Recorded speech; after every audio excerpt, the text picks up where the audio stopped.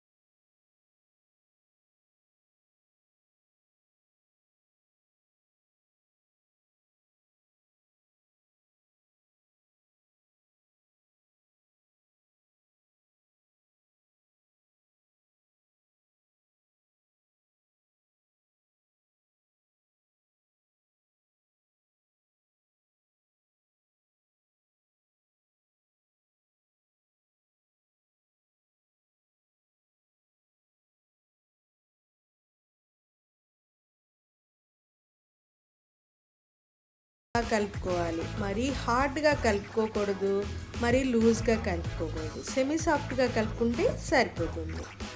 అలాగా ఒక పావు గంట రెస్ట్ ఇవ్వాలి. నేను బంగాళదుంపలు ఉడకపెట్టి తీసుకున్నాను. ఒక పావు కేజీ బంగాళదుంపలు ఉడకపెట్టి తీసుకొని దాంట్లో ఉప్పు, కారం,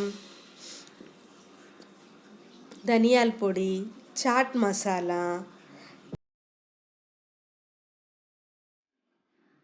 పచ్చిమిరపకాయలు, కొత్తిమీర, కార్న్ఫ్లోర్ కానీ కార్న్ఫ్లోర్ లేకపోతే బియ్యం పిండి కలపండి.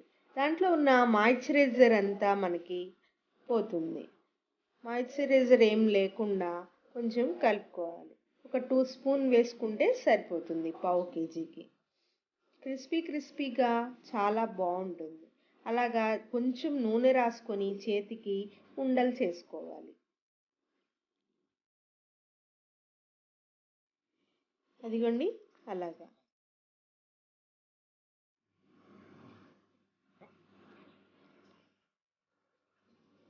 మా వీడియో మొట్టమొదటిసారి చూసినట్లయితే మా వీడియోని లైక్ చేసి సబ్స్క్రైబ్ చేయండి. అదే చిన్న చిన్న చపాతీలాగా చేసుకొని మధ్యలోకి కట్ చేశాను. చూడండి, ఫ్లవర్ లాగా రావడానికి నేను అలా కట్ చేస్తున్నాను. మనకి పిల్లలకి అలా ఇంట్రెస్టింగ్గా చేసి పెడితే చక్కగా తినేస్తారు.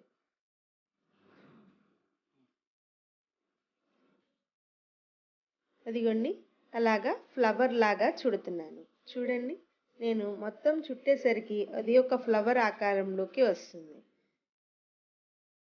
పిల్లలు చూడడానికి కూడా బాగుంటుంది, తినడానికి కూడా చాలా బాగుంటుంది. నేను ఈ రెసిపీకి ఫ్లవర్ సమోసా అని పేరు పెట్టుకున్నాను. మరి మీరైతే ఏం పేరు పెడతారో చెప్పండి. మీకు ఎలాంటి వంటకాలు కావాలో నాకు కామెంట్ చేసి చెప్పండి. నేను మీకు రెసిపీస్ పెడతాను. మా ఛానల్ని లైక్ చేసి సబ్స్క్రైబ్ చేయండి. అదిగోండి అలాగా ఫ్లవర్స్ అన్నీ నేను తయారు చేసి పెట్టుకున్నాను. చూడ్డానికి చాలా బాగుంది కదండి.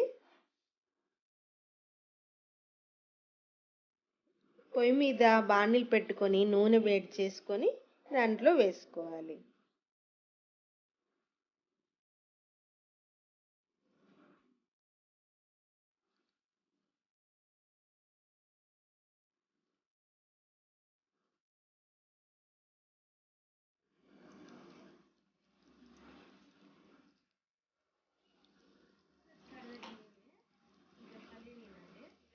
ఒక 5-6 నిమిషాలు వేగిన తర్వాత గోల్డెన్ కలర్లోకి వచ్చిన తర్వాత తీసేసుకోవటమే.